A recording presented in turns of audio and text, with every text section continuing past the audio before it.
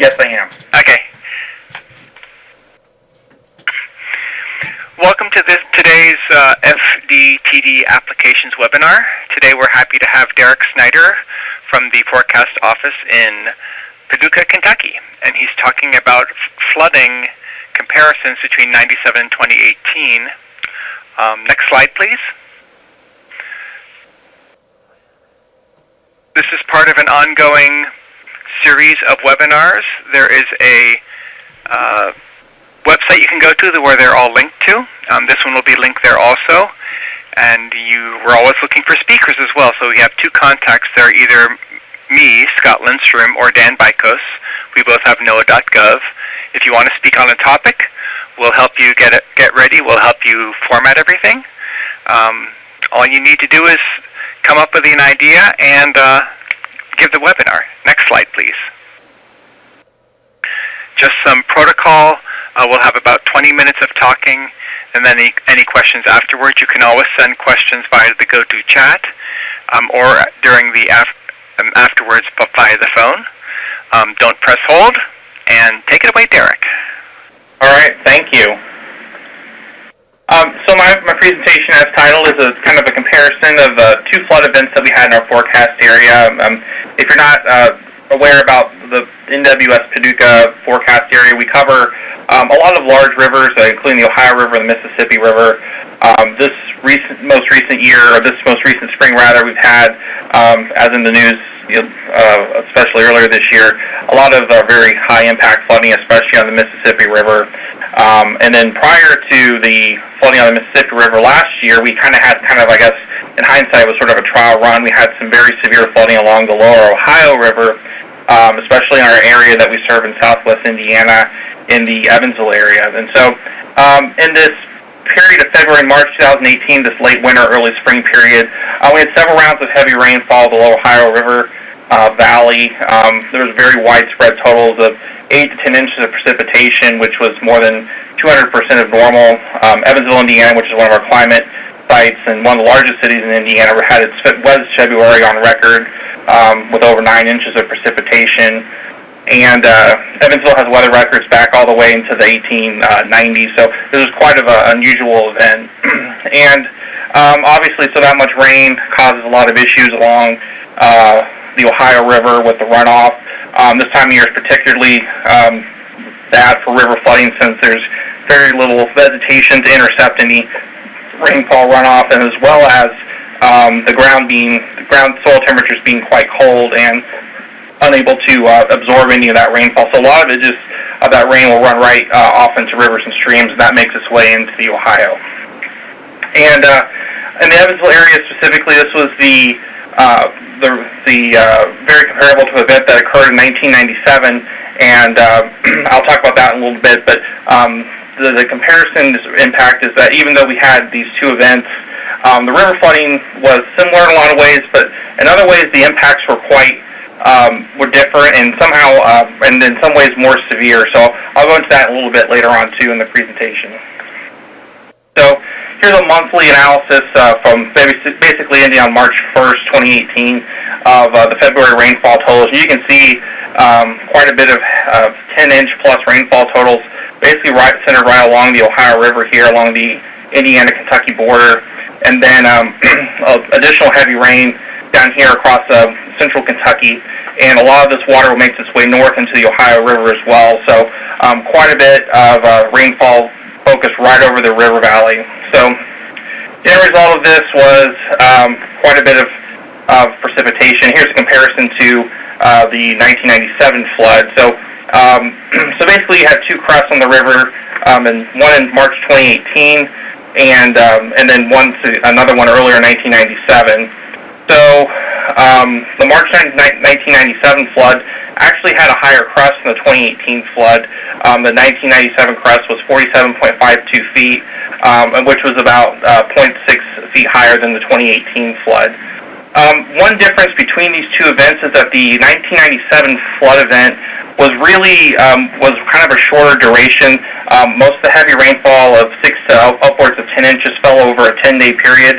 In the 2018 event, a lot of the rain fell over several rounds over the course of the month. So it wasn't just one heavy rainfall event or just one or two back-to-back. It was just kind of a parade of systems that dropped moderate to heavy precipitation.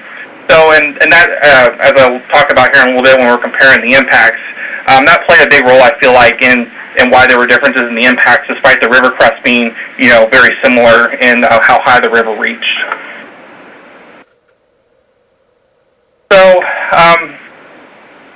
while when you're thinking about river flooding, a lot of people think about in terms of, well, how high does the gauge get? But when you're thinking about impacts, especially for rivers this as big as the Ohio, you have to start thinking about things like backwater flooding. What are the tributaries doing that flow into the river? And in the Evansville area, southwest Indiana, there is a creek that runs through the city of Evansville known as Pigeon Creek. And the impacts from the river flooding on Pigeon Creek were much more severe than I think we expected, or the officials, the emergency management officials, city leaders in the Evansville area. And probably the most distinguishing difference between the two floods, in the 1997 flood and the 2018 flood, was this backwater flooding, especially of Pigeon Creek. And the 1997 flooding, there was backwater flooding on Pigeon Creek, but the river since the rainfall event was more concentrated in a couple of rainfall events, the water kind of came down in a wave. The river came up, it crested, the backwater flooding was bad for a few days, and it came back down. In the 2018 flood, what you had was a much slower duration and rise in the water levels and a much more sustained crest. And so that resulted in a longer duration of the backwater flooding on Pigeon Creek. And I'll go through some slides here in a little bit that will compare the impacts. And what happened was, since you had the river, this creek already flooded from the backwater flooding, if you had any additional rain on top of that, the water has no place to go. There's no way for that water to run off. So what you have is severe flash flooding, basically, on this small creek. And that's what led to some of the impacts here. So what I have here is a map of the Evansville metro area on the left, and I have 5 points I kind of talked about distinguishing the differences in the impacts. And so you get a visual here with this point number 1. And as you can see, this point is several miles actually away from the river itself. They can show you how extensive the backwater flooding was. And so we'd have a heavy rainfall event while the river was at a high flood stage.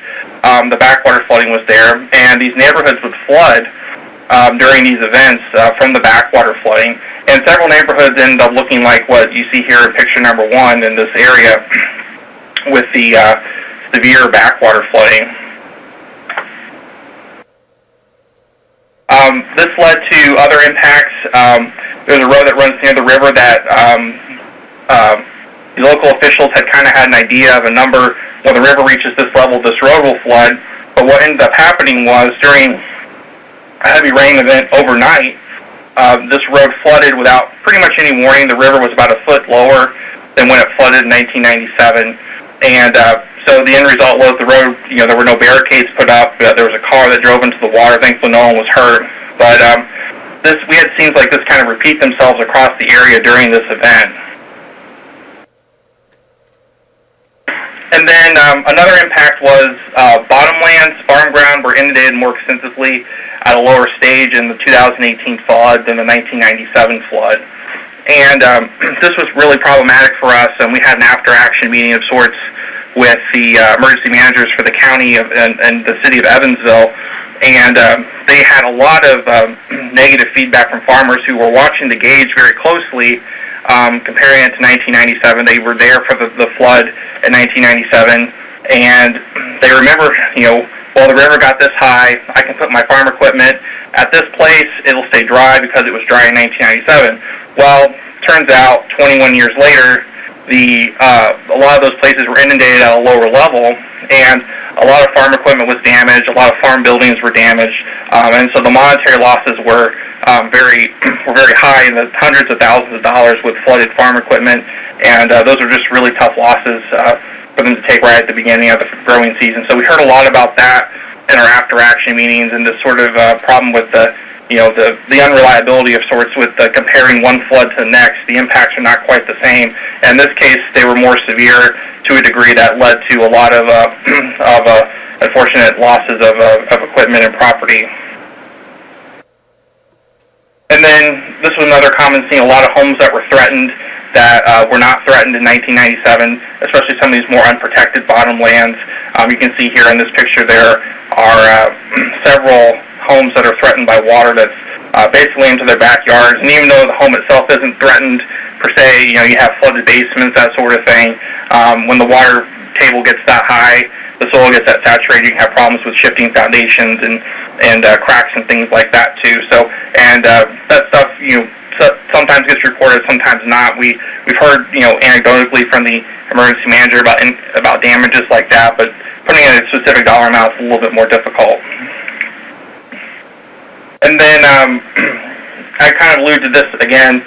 As you on the right side of our map here, there's the darker line represents Interstate 69, and this kind of represents sort of a barrier almost to some of the water runoff. The water can only back up so much before it reaches the interstate, and then it starts to kind of it gets funneled under the interstate, and that causes additional severe backwater flooding problems as it backs up from the river. And so we had several roads that were closed unexpectedly, especially later on in the event as we had more of these high-impact, heavy rain events that just overwhelmed any sort of ability to run off into the river or any sort of the tributaries or run off into or drain into the soil. So those were some of the biggest impacts, the backwater flooding impacts, especially, which led to road closures, neighborhoods flooded, and homes flooded, and the backwater and the inundation of lowlands at a lower stage of the river, which was definitely unexpected and caught a lot of the city officials off guard in terms of when their plans were based on this flood that happened 21 years ago, and they were just not ready. They were kind of gearing up to deal with these impacts, but they happened a lot sooner than they expected. So I'll turn it over to Scott now, and he can kind of talk about some of the GOES products here. Okay, thanks. The first thing I'm just going to toggle between a pre-flood image. This is, of course, the Veggie Band, 0.86 micrometers, which has really good day land-water contrast. So this is beforehand. Evansville is kind of circled there in the blue. So let's go to the next slide. Just toggle between the two of these, and you can see kind of what the from the satellite perspective how the flooding has changed the landscape here on the 18th. So it gives a good overview of exactly where the flooding is. I don't think it has the resolution for that backwater flooding that Derek was talking about, but overall it does a good job here showing the expansion of the Ohio River and is that the Wabash coming in? I can't. Yeah, that's right. Okay. Next slide, please. Yeah, and I would just add that it's impressive, but the river here during the flood stage is probably 2 to 4 miles wide, depending on where you are. It's just massive amounts of water. So here we have from this year. This is January of 2019, also a before image. Let's go to the after.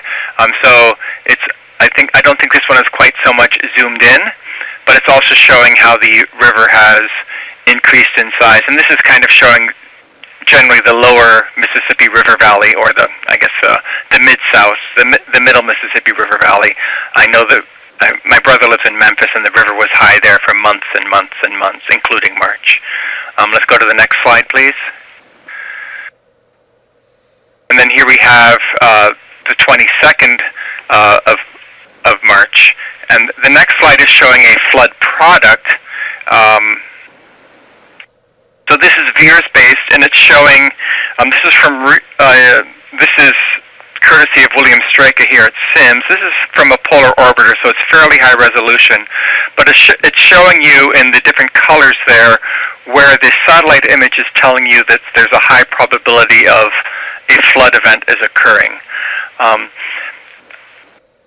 So yeah, as it says there in the caption, yellow, orange, and red it's comparing the imagery to what it normally looks like. So you're seeing the rivers, particularly down around Memphis, showing the backwater flooding there over the course of the year. This is from earlier this spring as well. Go to the next slide. This is the GOES product. This is created with GOES, is also available in Real Earth. This is an image I got from Jarrell Torres. So you can also request this from an LDM. So it's from GOES, so you're more likely to have imagery sometime during the day. You're not limited by 1 or 2 passes, which may or may not be cloudy. So there are these products you can look at that will dynamically tell you where the satellite is suggesting that flood is most likely to be occurring. Go to the next slide, please. Yeah, so here we have the GOES product from the 17th of this year. I just pulled this out of my AWIPS. So you're seeing how it shows. You'll notice that there's nothing there at 14Z. This is a daytime only product, so it's using the reflectance channels in the GOES imager. Next slide, please. And I'll hand it back. All right, thank you. So just to sort of wrap up, after meeting with the emergency management officials, we kind of realized that, our office, we have so many points we issue flood products for, flood statements, flood warnings, and we try to, I think our thinking was more on the line before this event was like, well, the products kind of speak for themselves. There's going to be backwater flooding, but I think after this meeting it became pretty apparent that it wasn't just enough to be kind of vague and be like, well, there's going to be, the backwater flooding is going to be, there, and you need to prepare for that. We need a little bit more, be a little bit more specific about what kind of services that we offer. And so this year, you can kind of say that the 2018 flooding kind of set the table, or how we're going to respond to the 2019 flood. So we implemented a few new things. One of the big things was what's called a playbook, which kind of drives our staffing and how we do tasks based on the severity of the river flooding. And we also started issuing what we call situation reports. These are available to the public, and they're also available to our core partners, especially emergency managers, that kind of provide sort of a one-stop shop overview of what's going on, the current flooding threats, and what we think the region or the response is going to be to additional rainfall.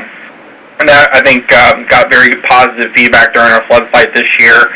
We also started providing, especially on this year's flooding along the Mississippi River, was kind of unprecedented in its duration, especially in our area. The Mississippi River at Cape Girardeau, for example, in Missouri, was above flood stage from, I think, early March through the middle of August. So, we're talking about nearly 6 months of continuous river flooding. And that became much more serious as it went along, because the levees and other sort of flood prevention features aren't really designed to handle those levels of water. And we're talking about record flooding, but we're talking about solid, major, a few feet below record flooding, but just the duration really overwhelmed sort of the capacity of the flood fighting procedures and mechanisms that a lot of these communities had. And so we provided very close decision support, especially for those for crews out trying to inspect levees, trying to sandbag, that sort of thing. And one last thing that we've done that's really gotten a lot of positive feedback was greatly expand our use of social media to share river forecasts and just general safety information during these long-term duration flooding events.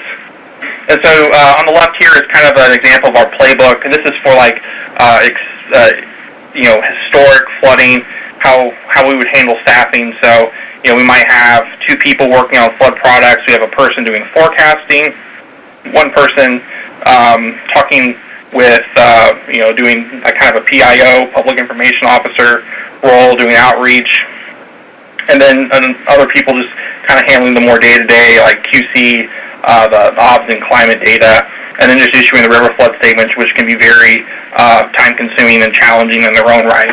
And then on the right-hand side, we have a picture of a situation report that we issued earlier this year when there was major flooding along the Lower Ohio River around here in Paducah. And this is something we updated once or twice a day. The flooding this year was comparable to the really epic flood of 2011, if anyone's familiar with that. It was the worst since then, and along some of these places, and the impacts were not quite as severe. Unfortunately, the only reason the impacts weren't quite as bad this time was that a lot of the homes that were flooded in 2011 were bought out and or the people left, and so there just wasn't as much stuff to flood this time, which I guess is a good thing. But in terms of the actual water volumes, they were comparable.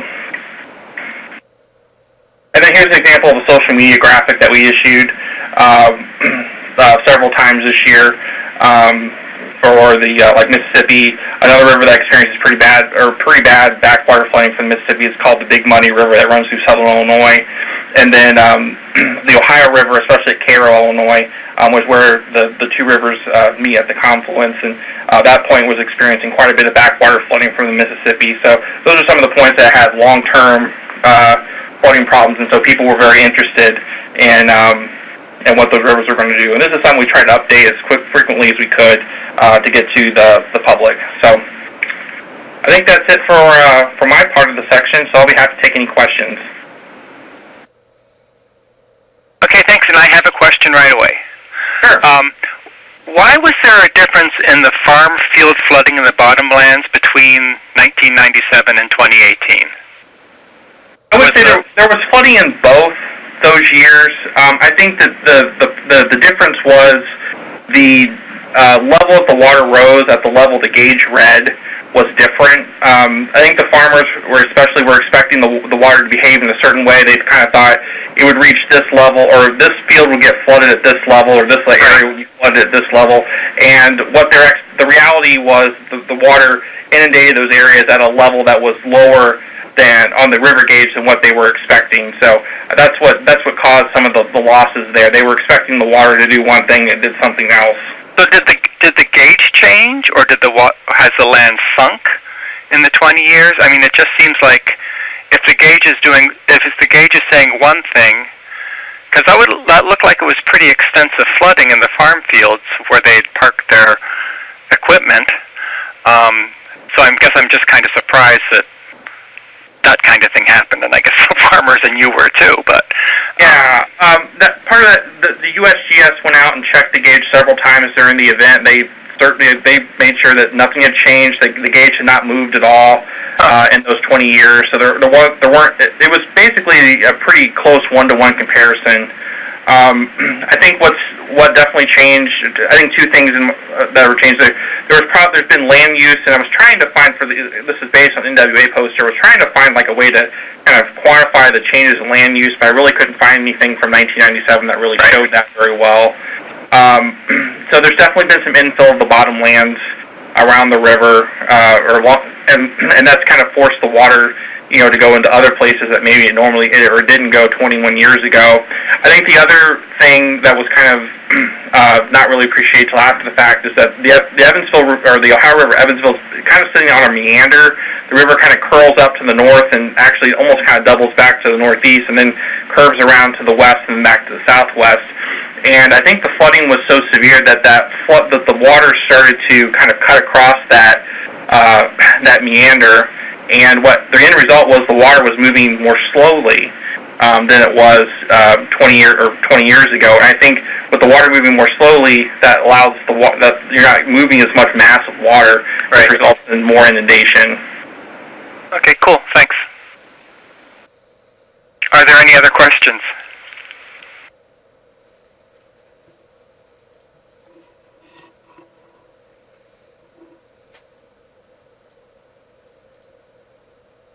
Well, hearing none, thank you, Derek. This has been interesting. Again, if you're listening and you'd like to present something like this on any GOES-related topic, send an email to either me, Scott Lindstrom, or to Dan Bykos. Other than that, thank you for listening.